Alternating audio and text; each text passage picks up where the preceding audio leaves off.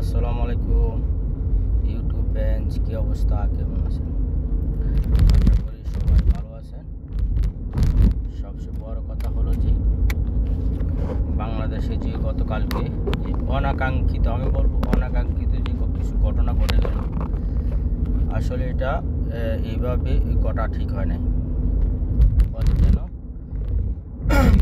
কারণ হলো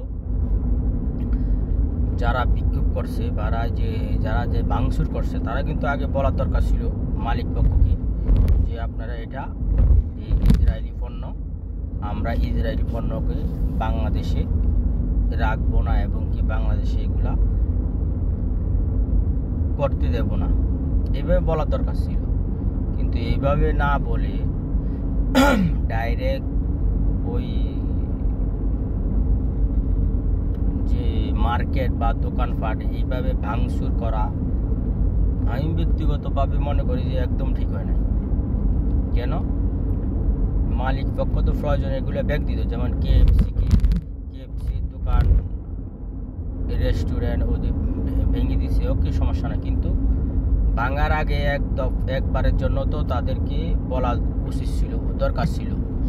বলে কেন?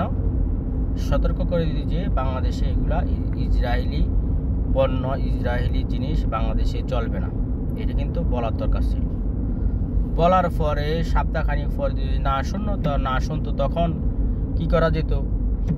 তখন যে শোনে নাই তখন ভাঙচুর করা যেত। তো এইগুলা পণ্যরে না, চলো ঠিক আছে, পণ্য কেএফসি নষ্ট করে দিলে চলো, কেএফসি চলবে না, চালাতে পারবে না, এটা বলার দরকার ছিল। কিন্তু যে তার দোকান তো আর ইয়ে করে নাই, তার দোকানটা যে মালিকের দোকান তো মালিকেরা ভাঙাচুর করছে, লস হয়েছে না, তো এটা তো দরকার ছিল না, ঠিক না?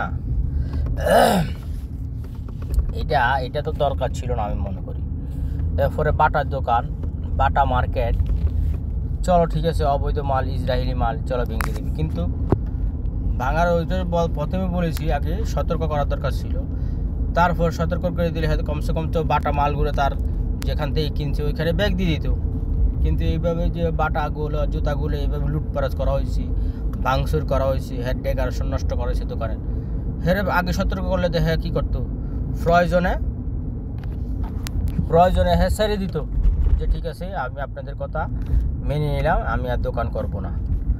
দোকান তো আর খুব নষ্ট হইতো না, ডেকোরেশন তো আর নষ্ট হইতো না, ঠিক না? কিন্তু ডেকোরেশন এইভাবে নষ্ট করার তো কোনো মানে ছিল না, ঠিক না? ডেকোরেশন এইভাবে নষ্ট করার আমি মনে করি যে কোনো মানে ছিল না, এটা একদম ভুল ডিসিশান, একদম ভুল হয়েছে। কারণ ডেকোরেশন কেন ভাঙবে? ডেকোরেশন ভাঙার কোনো প্রয়োজন ছিল না। যাই হোক, যারা এই ঘটনাগুলো ঘটাইছে, আমি মনে করি দ্বিতীয়বার আর যেতে না ঘটে, সবচেয়ে এটাই হইল। কারণ মালিক পক্ষ তো এগুলো টাকা পয়সা নষ্ট করছে না, টাকা পয়সা দিয়ে তো বানাইছে, তো মালিক পক্ষের নষ্ট করার তো দরকার নেই। সে হোক আমার ভাই হোক বা আরেকজনের ভাই হোক, আরেকজনের জেঠা, চাচা, দাদা হবে, কেউ না কেউ তো হইব। কিন্তু এইভাবে দোকান ভাঙচুর করা কোনো ঠিক নেই।